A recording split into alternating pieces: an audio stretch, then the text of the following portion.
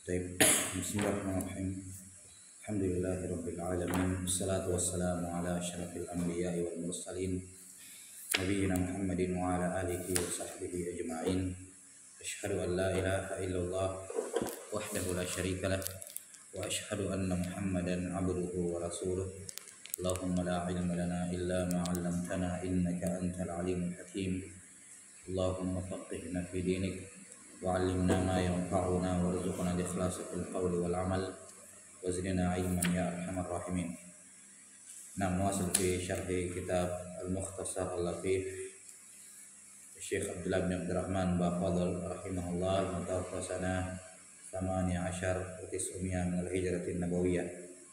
قال رحمه الله فصل فروض الخطبتين 5 الأول الحمد لله فيهما الثاني الصلاة على النبي صلى الله عليه وسلم فيهما الثالث الوصية بالتقوى فيهما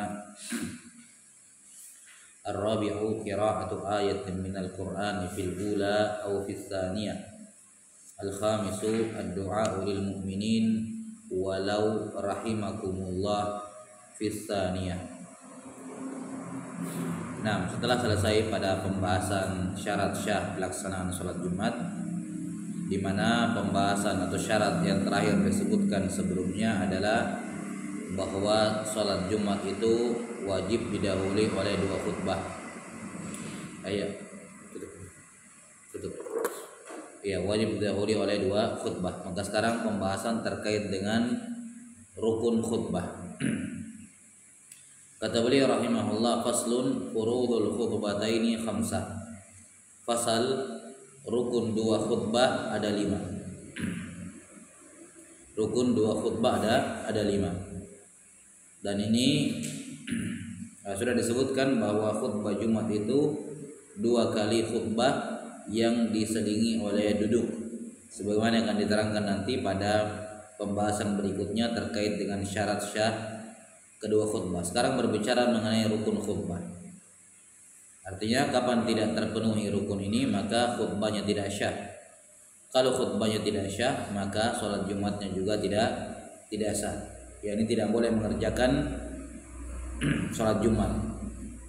Jadi kalau misalnya ada khatib selesai khutbah, ya kemudian ada rukun yang tertinggal, ya kalau misalnya rukun yang tertinggal itu di khutbah pertama, maka khutbah keduanya menjadi khutbah pertama, ya kan? Khutbah keduanya menjadi khutbah pertama, kemudian tambah khutbah lagi 1. Ya. Kalau yang dia lupa, kalau yang rukun yang ketinggalan itu di khutbah kedua, nah maka berarti apa? Harus khutbah lagi. Kalau dia belum selesai khutbah kedua dan dia tahu ada yang kurang, ya tinggal ditambahi apa yang kurang di khutbah kedua. Ya. Kalau selesai 2 khutbah kemudian ketahuan ada rukunnya yang tidak sah dan memungkinkan mengulang khutbah, diulang. Tapi kalau tidak memungkinkan mengulang khutbahnya, ya mereka sholat zuhur. Tidak boleh sholat Jumat karena khutbahnya tidak sah. Kata beliau rahimahullah, rukun 2 khutbah ada 5. Yang pertama alhamdulillahi fihima, ya membaca alhamdulillah pada keduanya, yakni pada khutbah pertama dan khutbah kedua. Di sini disebutkan 5 rukun khutbah ini secara global. Adapun secara rinci ada 8. Karena 3 yang pertama kan berulang di khutbah pertama sama khutbah kedua. Jadi totalnya semua ada 5 tambah 3 jadi 8 rukun. Kalau kita mau rinci. Ya, di sini khutbah rukun pertama mengucapkan hamdalah di khutbah pertama dan khutbah kedua, berarti ini dihitung 2 rukun. Nah, di sini ada 2 hal yang harus diperhatikan. Yang pertama harus menggunakan maddah ha, mim dan dal. Bagaimanapun bentuknya harus dengan ha, mim dan dal. Misalnya alhamdulillah dengan bentuk isim, ya, atau dengan bentuk fi'il nahmaduhu ta'ala wa nasta'inuhu dan seterusnya. Yang jelas harus menggunakan kata ha, mim dan dal maddahnya. Hamdun. Iya. Tidak boleh menggunakan bentuk yang lain, misalnya syukur. ashkurullah atau asyukrulillah, nggak boleh, nggak sah. Atau menggunakan kata sana, pujian, usniullah ta'ala, atau as-sana'u 'ala Allah dan seterusnya, tidak sah. Harus menggunakan kata hamdun. Kemudian yang kedua harus dengan menggunakan nama Allah. Nama Allah, yakni lafzul jalalah ini, Allah. Maka tidak sah dengan nama yang lain. Misalnya dikatakan alhamdulillahirrahman, alhamdulillahirrahim, ya, misalnya lil awal wal akhir, walaupun disebut nama-nama yang lain maka tidak sah, harus dengan menggunakan kata nama apa? Nama Allah. Baik, ini rukun yang pertama. Rukun yang kedua as-tsani as-salatu 'alan nabi sallallahu alaihi wasallam fihima. Ini juga dihitung dua rukun karena salawat kepada Nabi sallallahu alaihi wasallam di khutbah pertama dan khutbah kedua. Di sini juga ada dua hal yang harus diperhatikan. Yang pertama, as-shalah. Harus dengan menggunakan kata as-shalah, salawat. Iya. Apakah dalam bentuk isim seperti as-salatu wassalamu ala Rasulillah, ya, atau sallallahu ala nabiyyina Muhammadin dan seterusnya, dalam bentuk fiil sallallahu, ya, atau usolli wa usallim. Yang jelas harus dengan menggunakan maddah as-salah. Baik, tidak boleh mengganti dengan yang lain, misalnya salam tok, misalnya assalamu ala Rasulillah, tidak sah kalau tidak pakai salawat. Ya, tidak sah kalau tidak pakai salawat. Atau rahimallah atau alaihi salam, ya, tidak sah semuanya. Ini ya harus menggunakan kata apa? Salawat as-salah, baik dalam bentuk isim maupun dalam bentuk fi'il. Adapun untuk alan nabi di sini, as-salatu alan nabi di sini maksudnya adalah bersalawat kepada Nabi sallallahu alaihi wasallam, ya, yakni dengan menyebutkan namanya beliau. Nama beliau, yang manapun dari nama beliau boleh, mau Ahmad, mau nama beliau Muhammad, atau nama beliau yang lain Al-Mahi, atau Nabiur Rahmah, atau Al-Aqib, ya, atau Al-Bashir, An-Nadir, ya, atau Nabiul Malhamah dan seterusnya. Yang manapun dari nama-nama tersebut boleh, yang penting semuanya nama Nabi sallallahu alaihi wasallam. Baik, jadi harus dengan menggunakan salawat dan harus dengan menggunakan nama Nabi sallallahu alaihi wasallam. Tidak sah membaca salawat untuk domir. Untuk domir, walaupun domir itu berpulang kepada Nabi sallallahu alaihi wasallam. Misalnya di awal, ya, alhamdulillahirabbil alamin, ya, atau bisa dikatakan innal hamdalillah hamdan katsiran thayyiban mubarakan fi. Kemudian dikatakan asyhadu an la ilaha illallah wa asyhadu anna Muhammadar Rasulullah. Lihat, asyhadu anna Muhammadar Rasulullah. Kemudian dikatakan Allahumma shalli wa sallim alaihi, kepadanya. Nya kembali kepada kemana? Ya, ke tadi asyhadu anna Muhammadar Rasulullah. Itu tidak sah karena bersalawatnya kepada domir, walaupun domirnya berpulang kepada Nabi sallallahu alaihi wasallam. Bila saya jadi harus bersalawat kepada nama Nabi sallallahu alaihi wasallam. Udah, ini wajib di khutbah pertama, khutbah kedua. Kapan hilang di salah satu khutbah maka tidak sah. Berikutnya as-salisu al-wasiyatu bit-taqwa fihima. Wasiat untuk bertakwa pada keduanya. Ini juga dihitung dua rukun. Jadi sudah 6 rukun ini.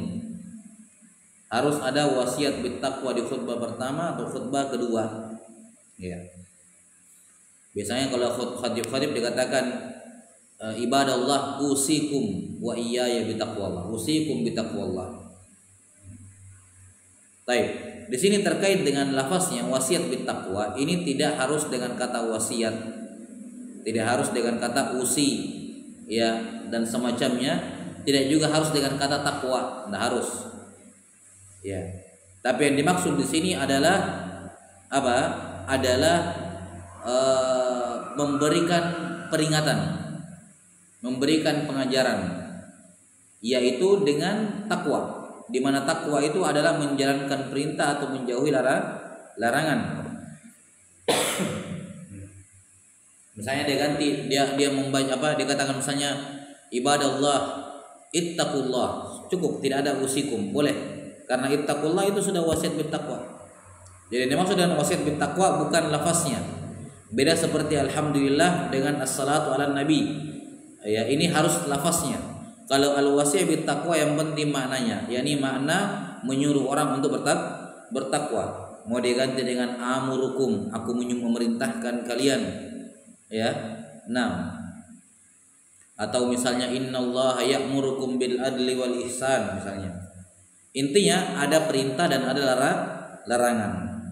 Nah, kalau tidak mau menyebutkan dua-duanya, mau menyebutkan kata takwa sudah cukup karena takwa sudah mencakup perintah dan larangan. Kalau dia tidak menyebutkan takwa, maka gabungkan antara perintah dan larangan. Nah, wallahu a'lam bishawab. Dan ada khilaf di kalangan fuqaha Syafi'iyah, bagaimana kalau perintah saja tapi tidak ada larangannya, atau larangan saja tapi tidak ada perintahnya. Baik. Nah, yang tentu saja yang lebih aula di sini adalah menggabungkan keduanya. Kalau dia menyebut takwa cukup, karena takwa itu menggabungkan perintah dan larangan, menjalankan perintah menjauhi larangan. Katakan usikum bitaqwallah atau amurukum bitaqwallah atau ibadallah ittaqullah, itu sudah cukup. Tapi kalau dia tidak menyebutkan kata takwa, dia menyebutkan perintah, maka selayaknya disertai dengan larangan. Baik, sudah. Ini di khutbah pertama dan khutbah kedua. Rukun berikutnya ar-rabi', rukun yang keempat, dan kalau kita detailkan ini rukun yang keberapa? Ketujuh ya, sudah ketujuh. Qira'atu ayatin minal Qur'ani fil ula aw fis tsaniyah, membaca ayat Al-Qur'an. Membaca ayat Al-Qur'an. Fil ula aw fis tsaniyah.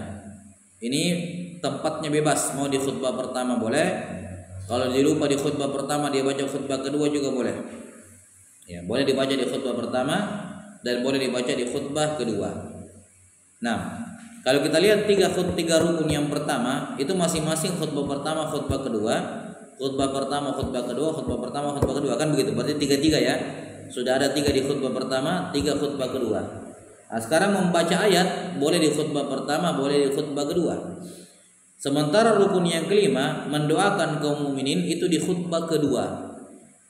Berarti karena itulah para fuqaha mengatakan yang aula lebih utama kalau bacaan Quran dibaca di khutbah pertama supaya 4-4 seimbang, ta'adul.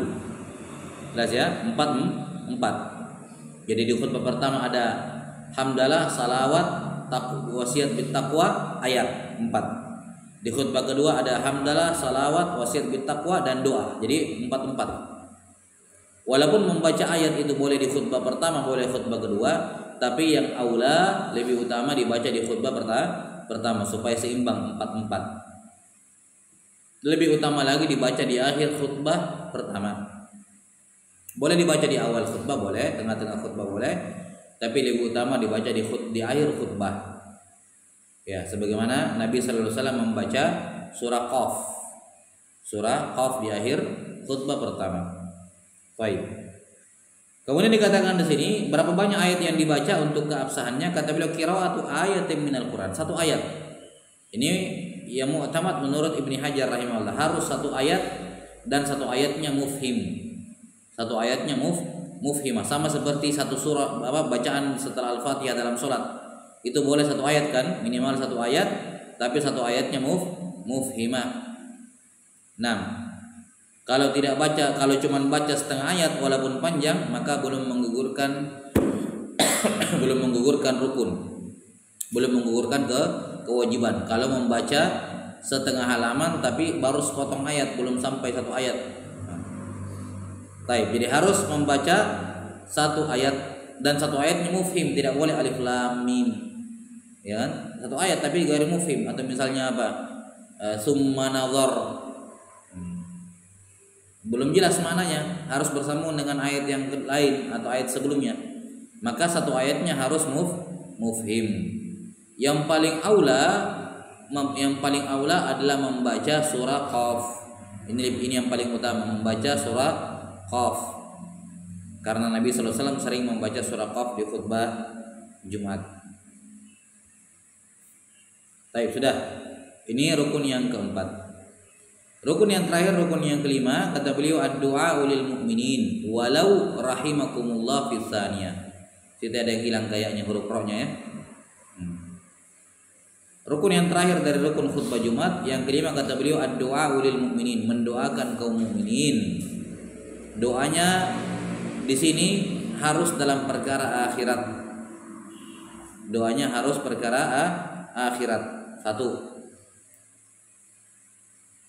tidak boleh mendoakan dengan doa-doa perkara dunia. Kalaupun mau mendoakan berdoa pada perkara dunia boleh, tapi diikutkan.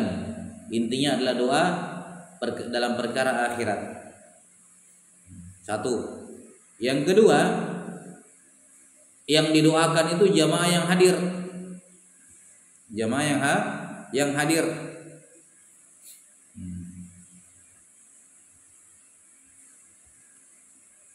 Tidak boleh, tidak sah mendoakan orang yang tidak ada di masjid. Tidak boleh, tidak sah. Kalaupun mau mendoakan yang ada di masjid, yang di luar masjid maksudnya, yang tidak hadir, harus ngikut kepada yang ada dalam masjid. Misalnya kalau biasa di khutbah Jumat kan Allahumma ighfir lil muslimina wal muslimat. Ini kan muslimin muslimat umum kan, di dalam masjid sama di luar masjid. Nah, ini dia ucapkan, perhatikan ketika dia berdoa itu dia harus niatkan bahwa termasuk muslimin adalah kalian yang hadir dalam masjid. Yang luar juga iya, tapi kalian lebih pertama masuk ke situ. Karena seandainya misalnya dia bilang dalam khutbah Jumatnya Allahumma ighfir lil mujahidin fi Palestina misalnya. Ini mendoakan orang mujahidin fi Palestina, jelas ya. Perkara dunia, perkara akhirat, ampunan, tapi bukan ada di masjid, itu tidak sah. Jelas ya. Jadi kalaupun mau mendoakan yang di luar masjid, ya doakan dulu yang di dalam masjid. Makanya dikatakan di sini walau rahimakumullah, itu sudah cukup. Nah, seperti misalnya khotib, makanya kalau di khutbah kedua, ya kalau mau amannya sudah ada misalnya di khutbah kedua, alhamdulillahirabbil alamin wassalatu wassalamu ala nabiyina Muhammadin wa ala alihi washabbihi ajmain. Ibadallah usikum bittaqwallah faqad fazal muttaqun. Kemudian dikatakan misalnya ibadallah atau rahimakumullah misalnya. Ya ma'syaral muslimin rahimakumullah. Itu sudah cukup sebagai doa. Kalau mau aman, setelahnya kan nanti berdoa-doa yang lain. Nah, sekedar untuk menggugurkan kewajiban, nanti di akhir berdoa lagi. Taib walau rahimakumullah. Kemudian dikatakan fis tsaniyah. Lihat rahimakumullah, rahmat itu perkara akhirat. Dan kum ini kalian yang ada di masjid ini. Walau rahimakumullah. Nah, fis tsaniyah, doa ini di khutbah kedua dan lebih utama di akhir khutbah kedua. Utamanya yang lebih utama di akhir khutbah supaya seimbang dengan doa di akhir khutbah seimbang dengan membaca ayat di akhir khutbah pertama. Kan sunnahnya membaca ayat di khutbah pertama di akhir, maka doa juga disunnahkan di akhir khutbah kedua, aula ya, lebih utama gitu. Nah, wallahu taala alam bissawab. Ini selesai pembahasan terkait dengan arkanul khutbah.